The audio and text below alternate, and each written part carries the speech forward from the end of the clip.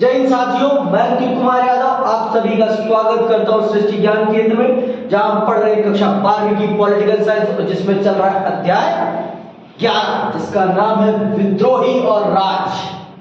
ये चैप्टर मुख्य रूप से 1857 के विद्रोह से संबंधित है। 1857 का जो विद्रोह है, इस विद्रोह को भारतीय इतिहास में भारत की पहली स्वतंत्रता की लड़ाई के रूप में देखा जाता है। आप सब ने पिछला अध्याय पढ़ा। पिछले अध्याय में आपने समझ लिया कि अंग्रेजी शासन या कहिए ईस्ट इंडिया कंपनी का शासन भारत में किस प्रकार से स्थापित हुआ और उसका शोषण भारत के किसानों पर किस प्रकार से हुआ। उसकी कृषि नीतियों ने या कहिए कर नीतियों ने भारत के किसानों का किस प्रकार से शोषण किया, इससे आप बखूबी परिचित हो चुके हैं। और उन्हीं सारी चीजों ने, उन्हीं सारी नीतियों ने और उन्हीं सारे शोषणों ने भारत की जनता में अंग्रेजी शासन के खिलाफ एक विद्रोह पैदा कर दिया।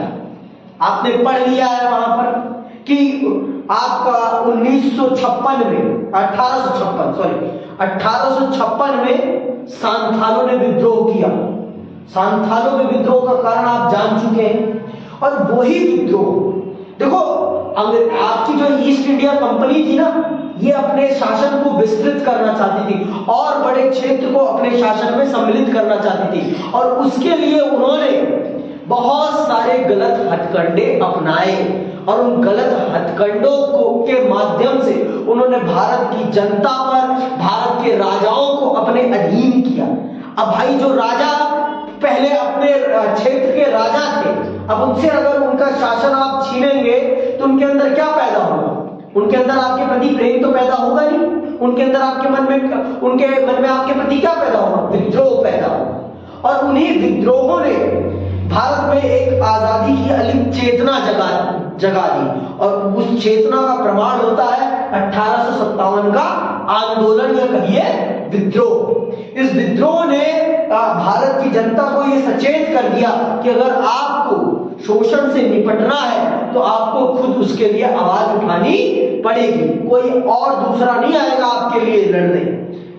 और यहां पर आज की क्लास में हम समझेंगे, पहले तो आज हम परिचय समझेंगे, ज्यादा कुछ नहीं समझेंगे, लेकिन एट द एंड तक आप इस चैप्टर में समझ जाएंगे कि 1857 को क्यों भारत की पहली आजादी की लड़ाई माना जाता है, और ये पहली लड़ाई में हम क्यों नहीं सफल हो पाए।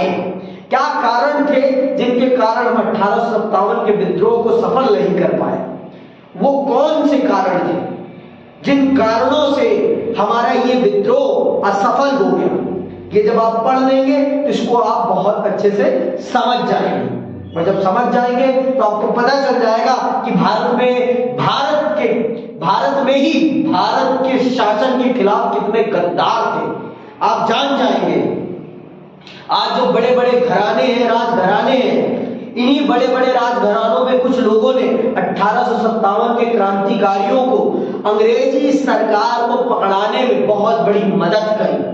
ये सब आप जानेंगे इस चैप्टर में बहुत विस्तार पूर्वक। तो चलिए पढ़ते हैं और समझते हैं 1857 के विद्रोह के बारे में। तो आज चल रहे हैं हम परिचय समझने। आइए, 1857 ईस्वी का वर्ष भारतीय इतिहास का एक युग प्रवर्तक वर्ष था। इसी वर्ष भारतीय इतिहास में एक ऐसी महान घटना घटित हुई जिसने भारतीय इतिहास के प्रवाह को एक नवीन गति एवं नवीन दिशा प्रदान की। यह युगांतकारी घटना थी। 1857 ईस्वी की महान क्रांति, जिसे भारत का प्रथम स्वतंत्रता संग्राम, सैनिक विद्रोह, हिंदू मुस्लिम संगठित षड्यंत्र आदि नामों से भी जाना जाता है। ये भारत का पहला विद्रोह था जिसने अंग्रेजी शासन को अंदरूनी तौर पर हिला दिया था। इस विद्रोह को बहुत सारे नामों से जाना जाता है। भारत का प्रथम स्वतंत्रता संग्राम भी इसे कहा जाता है, सैनिक विद्रोह भी कहा जाता है, और हिंदू मुस्लिम संगठित षड्यंत्र भी कहा जाता है।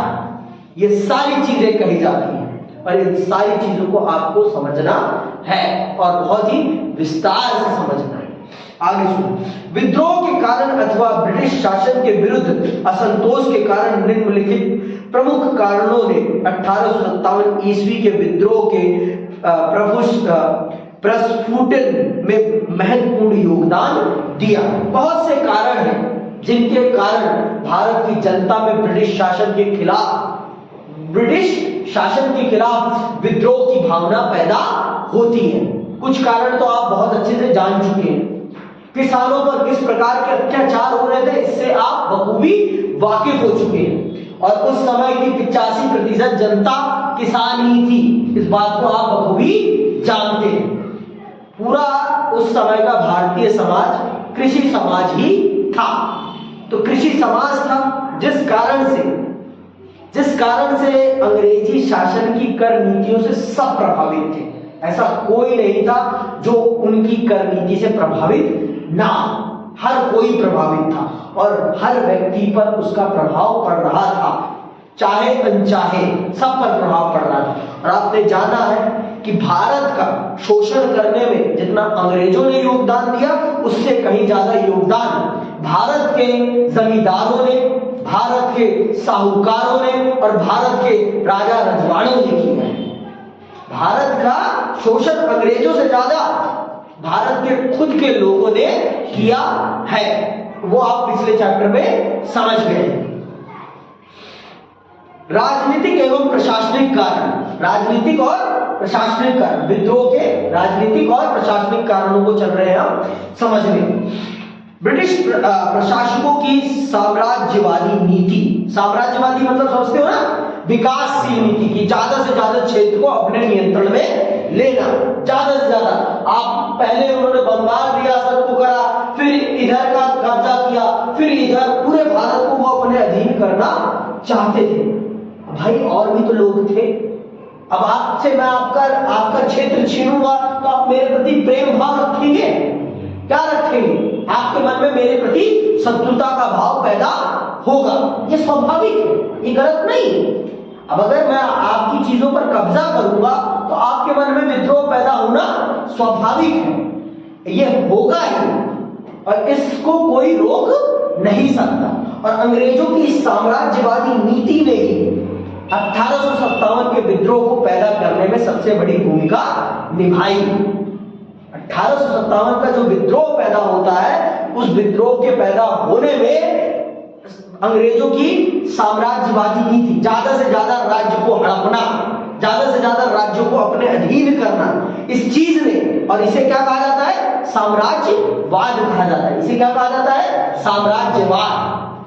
ज्यादा से ज्यादा क्षेत्र को अपने अधीन करने की भावना या राजनीतिक इच्छा को ही साम्राज्यवाद कहा जाता है।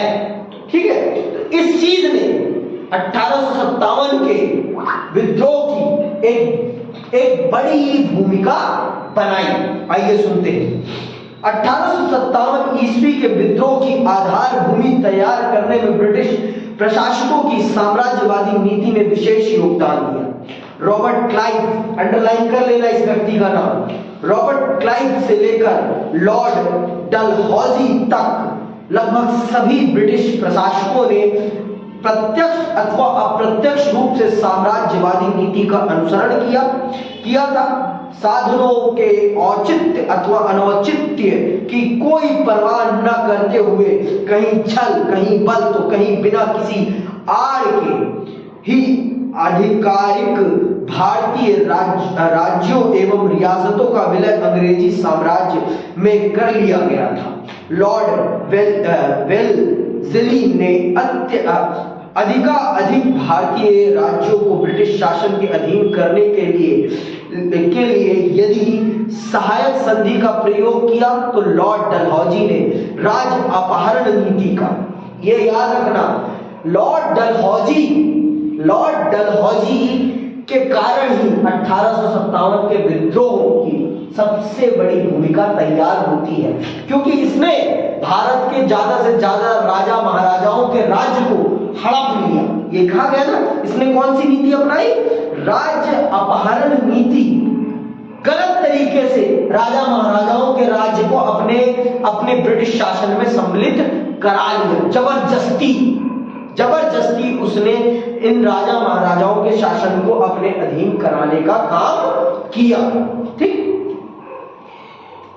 अंग्रेजों की इस नीति से भारतीय प्रशासकों में असंतोष फैलने लगा, जिसकी चरम परिणति 1857 ईस्वी की क्रांति के रूप में हुई। जब भाई आपका मैं छीन रहा हूं गलत तरीके से, आपका भी मैं छीन रहा हूं गलत तरीके से, घर आपका भी मैं छीन रहा हूं तो आपका भी, तो आप लोगों के मन में क्या पैदा होगा? प्रेम तो पैदा होगा ही नहीं। जब मैं आपसे आपका घर छीन लूंगा, आपका छीन लूंगा, आपका छीन लूंगा, तो आपके मन में क्या पैदा होगा? विद्रोह पैदा, और आप सब एकजुट होंगे। और यही है 1857 के विद्रोह की प्रमुख भूमिका। जो अंग्रेजों की साम्राज्यवादी नीति थी, इसी साम्राज्यवादी नीति ने आपके 1857 के विद्रोह की आधार भूमि रखी। 1857 का ये जो विद्रोह है, ये विद्रोह इसीलिए हुआ क्योंकि अंग्रेजों ने बहुत सारे लोगों के घर उनसे छीन लिए, अर्थात उनके साम्राज्य उनसे छीन लिए, उनका राजपाट उनसे छीन लिया। अगर आपसे आपकी कमाई छीन ली जाएगी तो आप चुप बैठोगे? कोई भी चुप नहीं बैठेगा भाई, कोई भी चुप नहीं बैठेगा, क्योंकि रोजी रोटी तो सबसे बड़ी चीज है। जैसे अभी सन्नी भी तड़पड़ा रहा है ना जाने के लिए, क्योंकि वो क्या है? वो रोजी रोटी है। आय से कोई खिलवाड़ नहीं कर सकता। आय सबसे बड़ी चीज है, सबकी प्राथमिकता आय है, क्योंकि आय नहीं होगी तो जीवन सुख सुविधा पूर्ण नहीं होगा। समझ में आई बात? लॉर्ड डलहौजी की राज्य अपहरण नीति क्या है? ये 3 नंबर में आ सकता है प्रश्न। लॉर्ड डलहौजी की राज्य अपहरण नीति क्या है? तो आप इसका उत्तर कैसे लिखेंगे? सुनिएगा। लॉर्ड डलहौजी साम्राज्यवादी भावनाओं से ओतप्रोत एक महत्वाकांक्षी व्यक्ति था। उसका प्रमुख उद्देश्य कंपनी के साम्राज्य का अधिकाधिक विस्तार करना था। उसने पुत्रहीन भारतीय शासकों को पुत्र गोद लेने की अनुमति न देकर अथवा उनके द्वारा गोद लिए गए पुत्र के उत्तराधिकार को स्वीकार न करके सतारा, नागपुर, झांसी, संबलपुर, उदयपुर, जैतपुर और बाघट आदि अनेक राज्यों को ब्रिटिश साम्राज्य का अंग बना लिया। उस समय हमारे देश के जो राजा महाराजा थे, उनके अपने खुद के बच्चे हो नहीं रहे थे, और वो भी रहे थे तो मर जा रहे थे। लॉर्ड डलहौजी ने एक नीति बनाई कि आप गोद लिए हुए पुत्र को अपना उत्तराधिकारी नहीं बना सकते। तो इस तरह से उसने इन सभी राज्यों को ब्रिटिश शासन में सम्मिलित कर दिया। कौन कौन से? सतारा, नागपुर, झांसी, संबलपुर, उदयपुर, जैतपुर और बाघट आदि अनेक राज्यों को ब्रिटिश साम्राज्य का अंग बना लिया। इससे न केवल संबंधित शासकों को अपितु जन सामान्य में भी असंतोष एवं अशांति की भावनाएं व्यक्त होने लगी। अब भाई जो राजा महाराजा आपके थे, जिनके पास अपना दुख दुखड़ा लेकर आप लोग पहुंच रहे थे, जनता जनार्दन, जब उनको पता चला कि उनके राजा महाराजा को उनका राजा महाराजा अब नहीं रहने दिया गया है, तो उधर उस क्षेत्र की जनता में भी आक्रोश पैदा हुआ। तो इस प्रकार से 1857 के विद्रोह की पूरी रूपरेखा तैयार होती है, और जिसमें इस नीति ने सबसे बड़ी भूमिका निभाई। लॉर्ड डलहौजी की अपहरण की नीति, इसे क्या कहा जाता है? लॉर्ड डलहौजी की राज्य अपहरण नीति। राज्य अपहरण नीति क्या है? जिसमें उसने इस बात को अस्वीकार किया है कि आप अपने दत्तक पुत्र अर्थात गोद लिए हुए पुत्र को अपना उत्तराधिकारी नहीं बना सकते हैं। तो इस प्रकार से उसने भारत के बहुत सारे राजा महाराजाओं के राज्य को कंपनी के शासन में सम्मिलित करा लिया। याद रखना ये क्या है? लॉर्ड डलहौजी की राज्य अपहरण नीति क्या है, ये याद रखना अच्छे से। जिसमें क्या है? जिसमें है कि वो किसी भी राजा महाराजा के द्वारा किसी अन्य गोद लिए हुए बच्चे को उत्तराधिकारी के रूप में स्वीकार नहीं करता। ठीक, आगे सुनिए। दूसरी, पेंशनों तथा उपाधियों की समाप्ति। लॉर्ड डलहौजी ने अनेक शासकों की मृत्यु के पश्चात उनकी पेंशन एवं उपाधियों पर उनके उत्तराधिकारियों का अधिकार स्वीकार नहीं किया। कर्नाटक और तंजौर के शासकों की उपाधियां तथा पेंशनें समाप्त कर दी गई और अंतिम पेशवा बाजीराव द्वितीय की मृत्यु के पश्चात उनके दत्तक पुत्र नाना साहब को पेशवा की पदवी एवं पेंशन से वंचित कर दिया गया। इसके परिणाम स्वरूप नाना साहब ब्रिटिश शासन के घोर विरोधी बन गए और उन्होंने ब्रिटिश विरोधी शक्तियों से साठगांठ करके अंग्रेजों से प्रतिशोध लेने का दृढ़ निश्चय कर लिया। जिन राज्यों को इन्होंने हड़प लिया था, वहां के राजा महाराजाओं को खुश करने के लिए उन्होंने क्या कर रखा था कि आप अपनी उपाधि अपने पास रख सकते हैं, आप अपने नाम के आगे जो लगाते थे वो लगाइए, हमें कोई दिक्कत नहीं, और आपको हम महीने का भत्ता दे देंगे, इतनी पेंशन दे देंगे और आप अपना जीवन सुख सुविधापूर्ण जिए, हमें कोई दिक्कत नहीं। लेकिन जब Lord Dalhousie east India company का भारत में जब वो गवर्नर बनता है, जब वो अध्यक्ष बनता है, तो वो इस नीति को भी समाप्त कर देता है। वो कहता है किसी को किसी भी प्रकार की पेंशन देने की जरूरत नहीं है और किसी को किसी के नाम के आगे उपाधियां लगाने देने की भी जरूरत नहीं। ना कोई राजा है, जिन राज्यों को हमने अपने अधीन कर लिया है वहां पर कोई राजा भी नहीं है, कोई महाराजा नहीं है, सब हमारा है। तो इस कारण से जो लोग अंग्रेजी शासन की पेंशन पर निर्भर थे, जब उनकी पेंशनें बंद हो गई और उनके नाम के आगे लगने वाली जब उनकी उपाधियां उनसे छीन ली गई, तो उनके मन में स्वाभिमान जागा कि हमारा स्वाभिमान हमसे छीन लिया गया। तब जाकर, जिसमें से नाना साहब एक थे जिन्होंने विद्रोह का बिगुल बजाने में और विद्रोह की आग भड़काने में एक बहुत बड़ी भूमिका निभाई। आगे सुनो। तीसरा राजनीतिक कारण जानिए। मुगल सम्राट के प्रति असम्मानजनक बर्ताव। आप सब जानते हैं कि मुगल साम्राज्य ने भारत पर एक लंबे समय तक शासन किया था और भारत के ज्यादातर राजा महाराजा उन्हें ही भारत का सम्राट समझती थी, भारत का शहंशाह उन्हें ही समझते थे। लेकिन अंग्रेजी शासन ने उनके साथ अपमानजनक बर्ताव किया, जिस कारण से बहुत सारे राजाओं में इस बात ये उन्हें बहुत ज्यादा अच्छा नहीं लगा कि जिसे हम भारत के राजा के रूप में देखते आ रहे हैं, आपने उसका ऐसे अपमान कर दिया।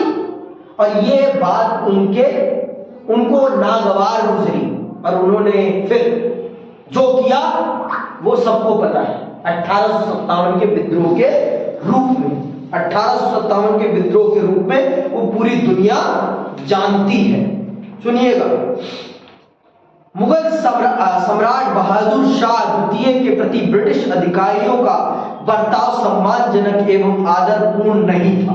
लॉर्ड हेस्टिंग्स के शासनकाल में अंग्रेजों ने मुगल सम्राट को भेंट एवं उपहार प्रदान करना बंद कर दिया था तथा कुछ समय पश्चात सिक्कों पर से भी उसका नाम हटवा दिया। गवर्नर जनरल लॉर्ड एलिंग बारा एवं लॉर्ड डलहौजी ने तो सम्राट को महाराज किले एवं उपाधि से वंचित कर देने की योजना भी बना डाली। परिणाम स्वरूप बहादुर शाह अंग्रेजों का घोर विरोधी बन गया और उसकी प्रजा विशेषता मुसलमान जो उसका अत्यधिक आदर करते थे, अपने सम्राट के अपमान का बदला लेने के लिए कटिबद्ध हो गए।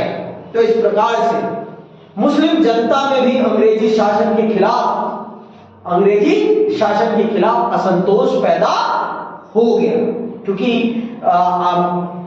भाई बहादुर शाह जफर द्वितीय उस समय भारत का अप्रत्यक्ष रूप से बादशाह था, चाहे उसके पास ताकत हो या ना हो, लेकिन सांकेतिक रूप से वो सबसे बड़ी रियासत का मालिक था, सबसे बड़े राज्य का मालिक था। इसलिए भारत की जनता, भारत का मुसलमान उसे अपना आदर्श मानता था। और जब अंग्रेजों ने उसके प्रति असम्मानजनक बर्ताव करना प्रारंभ किया तो ये बात भारत के मुसलमानों को और भारत के राजा महाराजाओं को रास नहीं है। जब सिक्कों पर से उसका नाम हटा दिया गया, सब कुछ मतलब उसका अपमान किया जाने लगा, तो फिर भारत की जनता ये बर्दाश्त नहीं कर पाई। और फिर जो हुआ वो सब जानते, मुझे बताने की जरूरत नहीं।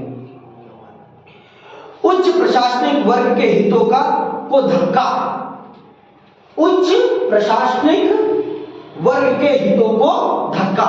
जब राजा महाराजाओं की रियासत जा रही थी तो राजा महाराजा के जो नवाब थे, जो सलाहकार थे, उनकी भी जॉब चली गई। तो जब उनकी रोजी रोटी पे संकट आया तो उन्होंने भी फिर बिगुल में बिगुल बजाया। भाई मैं राजा था तो मेरे साथ और भी तो 100 लोग, 200 लोग, 300 लोग काम करते थे, और मेरी रजवाड़ी गई तो इन सब का भी काम चला गया। तो जब इन सब का भी काम गया तो इन सब ने भी बिगुल बजाने का निर्णय लिया कि अब बिना बिगुल बजाए काम नहीं चलेगा। अगर हमें अपना सम्मानजनक जीवन फिर से चलाना है तो हमें अंग्रेजी सरकार से अपने अधिकारों को छीनना ही पड़ेगा, क्योंकि अगर हम अपने अधिकारों के लिए नहीं लड़ेंगे तो हमारे अधिकार हमें मिलने वाले नहीं। ये भारत की उस समय की जनता इस बात को भांप गई थी कि अगर हमें अपने अधिकार चाहिए तो हमें अपने अधिकारों के लिए लड़ना पड़ेगा, और नहीं लड़ेंगे तो हमें हमारे अधिकार मिलने वाले नहीं है। हमें हमारे अधिकार मिलने वाले नहीं है, कोई हमें हमारा अधिकार नहीं दिला पाएगा। सुनना क्या है, अधिक देशी राज्यों के नष्ट होने का घातक परिणाम यह हुआ कि इन राज्यों के प्रशासन एवं अदालतों में उच्च पदों पर नियुक्त लोग अपनी आजीविका के साधनों से वंचित हो गए। जैसे कि मैंने बताया, जब राजा ही नहीं तो उसके कामगार किस काम के? जब राजा ही नहीं तो उसके कामगार किस काम के? उसका दरबार किस काम का? अब राजा ही नहीं तो दरबार क्यों लगेगा, और दरबार में काम करने वाले लोग ही क्यों चाहिए? फिर समझ में आई बात? तो जिन लोगों को राजा के दरबार से रोजगार मिलता था, जब राजा का दरबार भंग हुआ और उनका रोजगार जब छीना तो उनके मन में भी फिर अंग्रेजी शासन के प्रति प्रेम नहीं, फिर क्या पैदा हुआ? विद्रोह पैदा हुआ। भारतीय शासक कला और साहित्य के संरक्षक थे। वे विद्वानों, धर्मगुरुओं और फकीरों आदि की सहायता करते रहते थे। देसी दरबारों के पतन से यह संरक्षण समाप्त हो गया। परिणाम स्वरूप उस वर्ग की स्थिति दयनीय हो गई और उसमें ब्रिटिश शासन के विरुद्ध असंतोष बढ़ने लगा। शासन का विदेशी स्वरूप क्या है? सुनो, अंग्रेजों के भारतीय शासन का स्वरूप विदेशी था। भारत का प्रशासन हजारों मील दूर लंदन में बैठे उन प्रशासकों द्वारा संचालित किया जाता था जो भारत की प्रशासनिक संस्थाओं, परंपरा एवं मान्यताओं से पूर्णतः अनभिज्ञ थे। सैनिक एवं असैनिक सेवाओं के उच्च पदों पर अंग्रेजों का एकाधिकार था। भारत के लिए कानून निर्माण करने वाली काउंसिल के सभी सदस्य अंग्रेज थे। वे भारतीयों की इच्छाओं एवं भावनाओं को समझे बिना ही कानून बनाकर उन्हें जबरदस्ती भारतीयों पर थोप देते थे। अंततः भारतीयों में ब्रिटिश शासन के विरुद्ध रोष बढ़ने लगा। ये भी एक कारण है। अब भारत में रह रही जनता पर भारत से कोसों दूर बैठे लोग भारत की जनता के जीवन का फैसला कर रहे हैं। भारत के बड़े बड़े पदों पर भारतीय लोगों का ना होना, भारत के लिए लिए जाने वाले डिसीजन में भारतीयों का ना होना, यह भी विद्रोह के प्रमुख कारणों में से एक बनता है। विद्रोह के कारणों में से एक बनता है ये भी। इसने भी विद्रोह की भूमिका तैयार करने में बड़ी भूमिका निभाई। ये भी विद्रोह का सबसे बड़ा कारण बनता है, क्योंकि भारत की जनता पर भारत के लोगों के द्वारा नहीं, एक ऐसे लोगों के द्वारा शासन किया जा रहा था जिनका भारत से कोई संबंध नहीं था, और सिर्फ वो भारत के और वो जो नीतियां बना रहे थे उन नीतियों में भारत की जनता के लिए किसी भी प्रकार की कोई सकारात्मक भेंट नहीं थी या कोई उनके लिए फायदा नहीं था। इन सब चीजों ने भारत की जनता को इस बात के लिए चेता दिया कि ये लोग भारत को लूटने आए हैं, ये भारत को बनाने नहीं, ये भारत की जनता को कमला करने आए हैं। इस चीज ने भी भारत की जनता को सचेत किया और अपने अधिकार के लिए, अपने हक के लिए लड़ने के लिए मोटिवेट किया कि अगर अब नहीं लड़ोगे तो तुम्हारा हक तुमसे छीन लिया जाएगा और तुम कुछ भी नहीं कर पाओगे, और तुम कुछ भी नहीं कर पाओगे, और अगर तुम्हें करना है तो अब उठ बैठो, अब उठ बैठो। और वही उठ बैठने को हम 1857 के विद्रोह के रूप में देखते हैं। अब आते हैं, अभी मैं सब सारे क्या बता रहा हूं, राजनीतिक कारण बता रहा हूं। अभी मैंने आर्थिक कारण नहीं बताए, सामाजिक कारण नहीं बताए, ये सारे के सारे मैं अभी क्या बता रहा हूं, राजनीतिक कारण। तो याद रखना, अवध का विलय, अवध का विलय, अवध रियासत का विलय, अंग्रेजी शासन में अवध रियासत का विलय, ठीक है। तो ये सारे कारण हैं, ये सारे के सारे राजनीतिक कारण हैं। भारत की जनता तो पहले से ही प्रताड़ित थी, लेकिन भारत की जनता जब अपने राजा महाराजाओं के पास जाती थी तो राजा महाराजा कहते थे कोई बात नहीं, कोई बात नहीं। लेकिन जब राजा महाराजाओं के साथ शोषण होने लगा तो राजा महाराजा भी समझ गए कि अंग्रेजी शासन अच्छा नहीं है, तो अंग्रेजी शासन को उखाड़ फेंकने के लिए अब जनता के साथ राजा महाराजा भी तैयार हो गए। अब जनता के नेता भी तैयार हो गए कि हाँ भाई, जनता जो कह रही है वो सही कह रही है, ये लोग अच्छे नहीं है और इनको उखाड़ फेंकना हम सब के लिए बहुत जरूरी है, हमारे देश के लिए भी, हमारे लिए भी और हमारी जनता के लिए भी। और अगर हमने ऐसा नहीं किया तो हमारी जनता भी इस दर्द को भोगेगी, इस दुख को भोगेगी और हम भी इस दर्द और दुख को भोगेंगे। अवध का विलय, अवध रियासत का विलय सबसे बड़ा राजनीतिक कारण बनता है। उस समय सबसे बड़ी रियासतों में से एक रियासत थी अवध की रियासत, उत्तर प्रदेश की सबसे बड़ी रियासत थी अवध की रियासत। अवध रियासत का विलय 1857 के विद्रोह का सबसे बड़ा राजनीतिक कारण बनता है। सुनना ध्यान से, और बहुत ही गलत तरीके से अवध को अधीन किया गया था। सुनना, अवध के नवाब प्रारंभ से ही ब्रिटिश कंपनी के वफादार रहे थे, किंतु अवध की वफादारी लॉर्ड डलहौजी की साम्राज्यवादी लालसा के सम्मुख महत्वहीन थी। अवध पर गोद प्रथा निषेध सिद्धांत लागू नहीं किया जा सकता था, क्योंकि अवध के नवाब के पास अपने बच्चे थे, तो उनके ऊपर ये राज अपहरण नीति लागू नहीं की जा सकती थी, क्योंकि अवध के तत्कालीन नवाब वाजिद अली शाह के, अंडरलाइन कर लेना कौन था, वाजिद अली शाह के कई उत्तराधिकारी विद्यमान थे। 10 नवंबर 1801 ईस्वी को अवध के नवाब साउद अली ने विवशता पूर्वक सहायक संधि को स्वीकार कर लिया था। उसने सहायक संधि की सभी शर्तों की, नवाब अपनी सेना को भंग कर दे, अपनी रियासत में अंग्रेजी सैनिक टुकड़ियों की नियुक्ति की अनुमति दे और दरबार में विद्यमान ब्रिटिश रेजिडेंट की सलाह के अनुसार शासन चलाने को स्वीकार कर लिया था। फिर भी सारी शर्तें उसने स्वीकार कर ली थी। इस प्रकार अपनी सैनिक शक्ति से वंचित हो जाने के कारण नवाब के लिए अपने राज्य में कानून व्यवस्था बनाए रखना कठिन हो गया।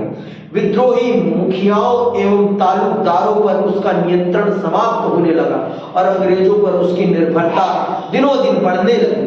वास्तव में अंग्रेज प्रारंभ से ही अवध पर अधिकार करने के लिए पर्याप्त उत्सुक थे। उनका विचार था कि अवध की भूमि, अंडरलाइन कर लेना, अवध को क्यों अंग्रेज अपने कब्जे में लेना चाहते थे, वो ये कारण है। सुनना,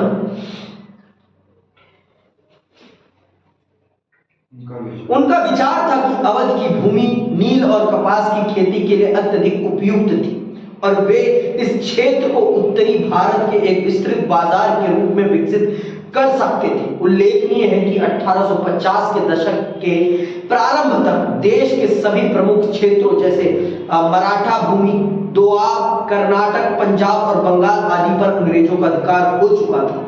अंततः अब उनकी लालाई दृष्टि अवध पर टिकी हुई थी, जिसे उन दिनों उत्तर भारत की शान कहा जाता था। गवर्नर जनरल लॉर्ड डलहौजी ने 1851 ईस्वी में अत्यधिक विश्वास पूर्वक अवध राज्य के बारे में कहा था कि ये गिलास फल एक दिन हमारे ही मुंह में आकर गिरेगा। चेरी, गिलास फल का मतलब चेरी, ठीक है, चेरी है। इसके ठीक 5 वर्ष बाद लॉर्ड डलहौजी ने अवध पर कुशासन का आरोप लगाकर 13 फरवरी 1856 ईस्वी को उसे ब्रिटिश साम्राज्य का अंग बना लिया। ब्रिटिश सरकार ने नवाब पर अलोकप्रिय होने का भी आरोप लगाया। नवाब वाजिद अली शाह को 12 लाख रुपए वार्षिक पेंशन देकर कलकत्ता भेज दिया गया। नवाब का प्रशासन भंग कर दिए जाने से हजारों की संख्या में दरबारी अधिकारी एवं कुलीन बेकार हो गए। लगभग 21,000 तालुकदारों की जागीरें अंग्रेजों द्वारा जब्त कर ली गई। दरबार तथा कुलीन वर्ग से संबंधित दस्तकार, संगीतकार, नर्तक, कवि, व्यापारी और दुकानदार भी बेरोजगारी की स्थिति का सामना करने को विवश हो गए। परिणाम स्वरूप अवध असंतोष के एक विशाल केंद्र के रूप में परिवर्तित हो गया। जब राजा का दरबार गया उससे, तो जो लोग दरबार में काम कर रहे थे, उनकी भी रोजी रोटी छीन गई। जिस कारण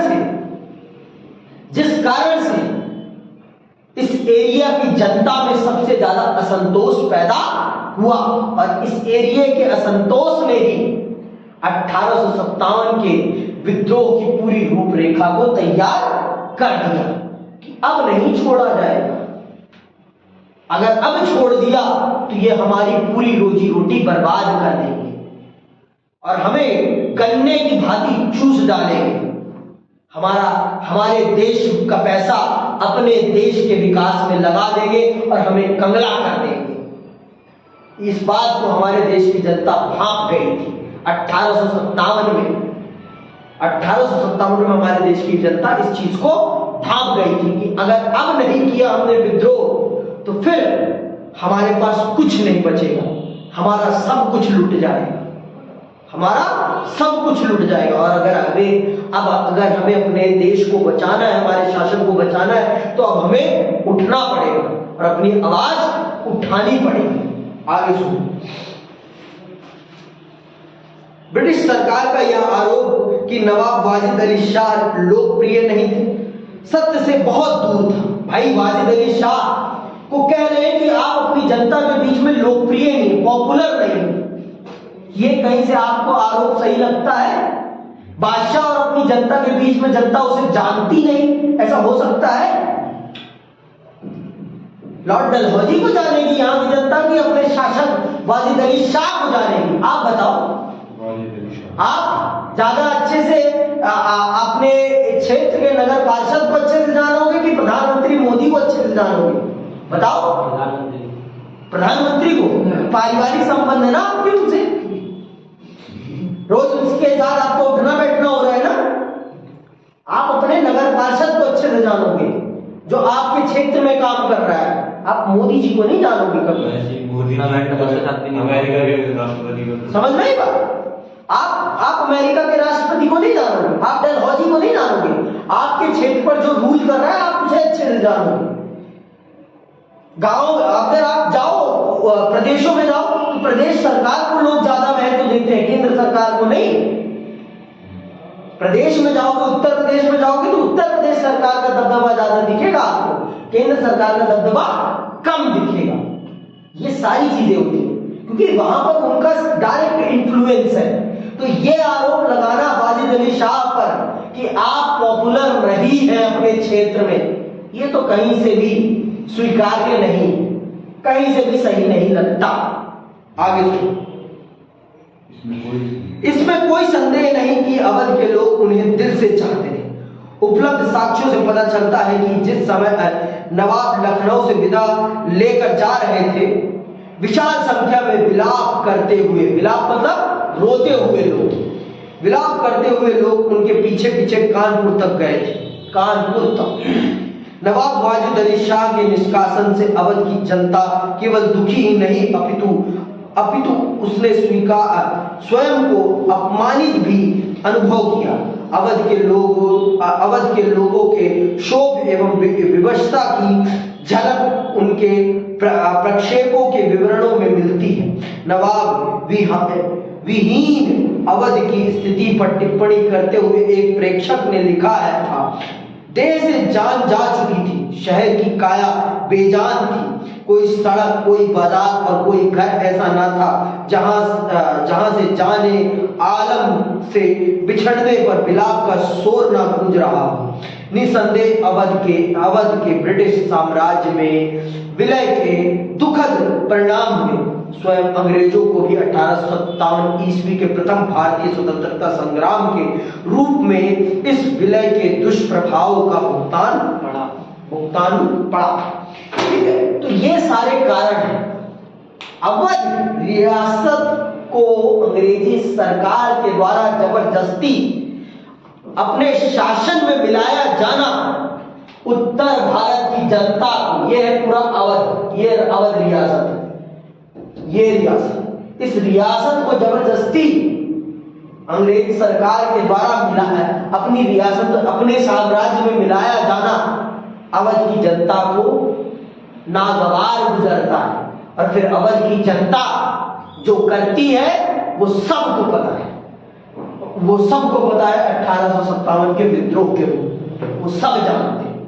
अब अगली क्लास में हम आर्थिक कारणों को समझेंगे कि कौन कौन से वो आर्थिक कारण हैं जिनके कारण जनता विद्रोहित हुई, जनता ने सरकार की, अंग्रेजी सरकार की ईंट से ईंट बजाई। चलिए आज के लिए बस इतना ही। जय हिंद, जय भारत।